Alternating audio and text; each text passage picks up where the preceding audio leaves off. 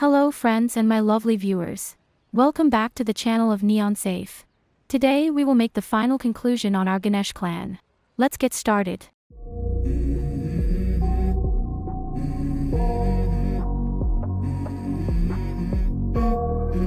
Let's go. I wake up to a little bit of drool on my pillow, feel like it's gonna be a bad day. I'm tired of shit. The first thing we may have noticed with our Ganesh champions is the reversed roles. The male is supposed to be a tank, but he acts like a warrior, while the female is supposed to be a warrior, but she acts like a tank.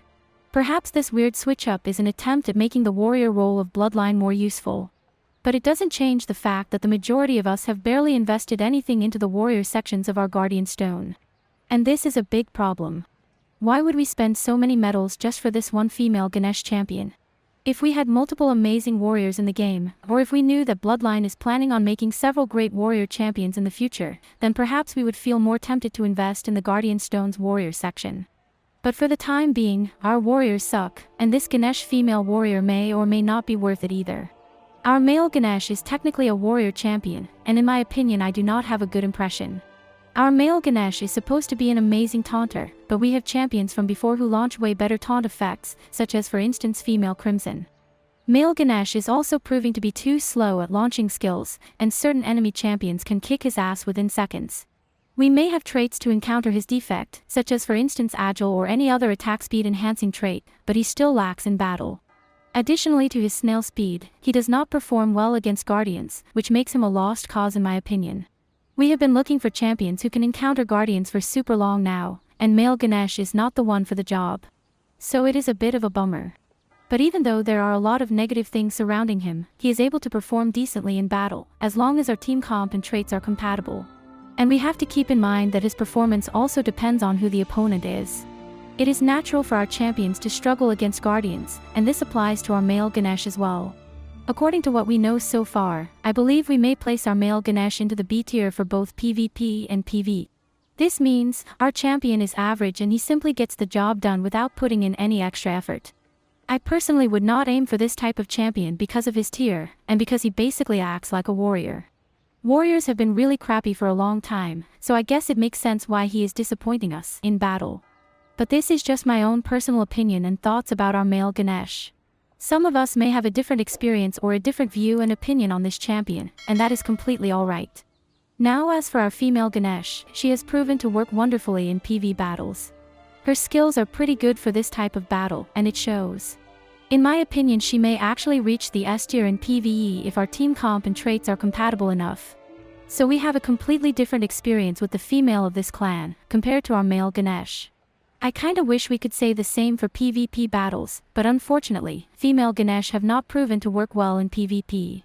In general she does not thrive well, and I think she may have fallen into the average B tier for this section. So she kinda works, but it depends on who the opponent is and what team comp we have. Overall, I honestly suggest we do not place our female Ganesh into the main team, but we can technically use her for our second or third team if we want to. She is not completely useless after all, even though she is not entirely a top-tier champ from what we know so far. And it makes sense to be honest, since she is technically a tank even though Bloodline has placed the warrior role on her. Anyways, if we already have summoned this champion, and if we want her for our team, we may try out this team comp.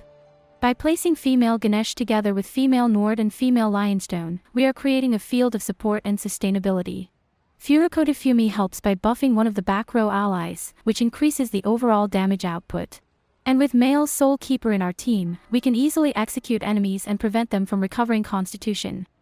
So, this is a great option or alternative if we do not have any guardians. But we may also try out other team compositions if we do not have the mentioned champions in Bloodline, or if we simply want to try out other things. This is just an example of how we may organize our team. That all being said, let us briefly talk about their clan trait. This ruthless trait has proven to work wonders for our champions. It debuffs all the enemies by making the opponent take more damage as time goes by. Our trait is unstackable, but it also cannot be dispelled, which is a plus point. I feel like we may actually consider this clan trait for the S tiers, due to how great it is. It is very relevant for today's meta, and I believe our clan trait will remain relevant for a very long time. The effect works in general and is very open. There is not a single loophole that I can see, and we can even use this clan trait on other champions. We may want to place it on our team's tanks or supports, but we should avoid placing it on our DPS champions. The DPS champions need their trait slots for selfish damage buffing traits, and it is better to prioritize it that way. Anyways, in my own personal opinion, I believe we may summon for this clan only to acquire their clan trait. I do not feel very confident having either the male or female champion in my team, since they are not exactly top tier in PvP. The female is great in PvE, but overall it may not be worth it. So this is the final conclusion we came up with, but do feel free to express your thoughts in the comments section below. With everything said and done, thank you so much for watching today's video. I sincerely hope it helps with your decision making, and I hope it gives you a better idea of how these champions truly function in battle.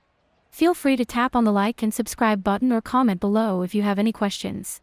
We highly appreciate your support and contribution. Have an amazing day and we will see you in the next one. Take care, stay foxy, adios, bye.